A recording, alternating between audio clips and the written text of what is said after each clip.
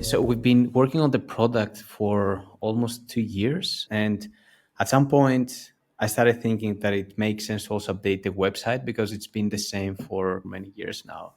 The goal was to increase conversions. And so we're not talking about a full redesign of all the website and introducing a lot of new pages that is going to take a lot of months. It was more about improving the content of the existing pages and refreshing all the visual side of the website to make it feel more modern, to make it feel more fresh and more on brand. I think it had been about 4 years since we had refreshed the website, and we had made a lot of improvements to the product. And since Jim had come on board, the way the product had looked and been presented had been cleaned up a lot inside. And it felt like there was more of a disconnect between people coming from our marketing site and then going into the actual app. So one of the things is we wanted to unify those two things. But like Jim said, ultimately the point was to increase the conversions and to make the website drive more and more leads, take the traffic that was already coming there and get more of them to actually sign up. So ultimately, it was about better telling kind of the story around how our software helps and getting people believing in both the product and our company. In general, in terms of the results, the conversions went up. Looking at the percentage, the new one is at 7.94 and the other one was at 3%. This is almost 300x, converts 3 times more based on the numbers, because we're talking about sales psychology and persuading somebody, convincing them to try out the software.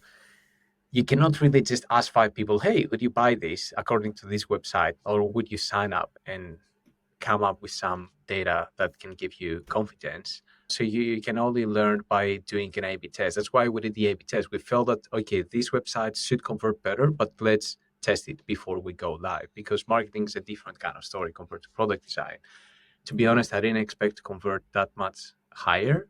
So that was a really nice surprise to discover. And also, one thing to mention here is that we didn't just check how many people go from a page to the sign up page. We tested how many people started the onboarding.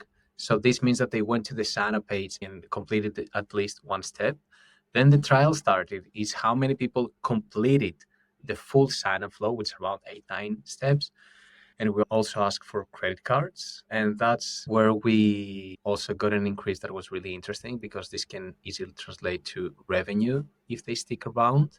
We also tested how many people discover the demo page, how many people visit the pricing page, which has to do with exploring other parts of the website as well.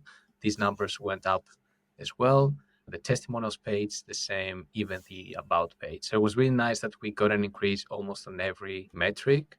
I think that what's clear here is that the new version is better than the old version. It does a better job of communicating the value in a clear and concise way to our users.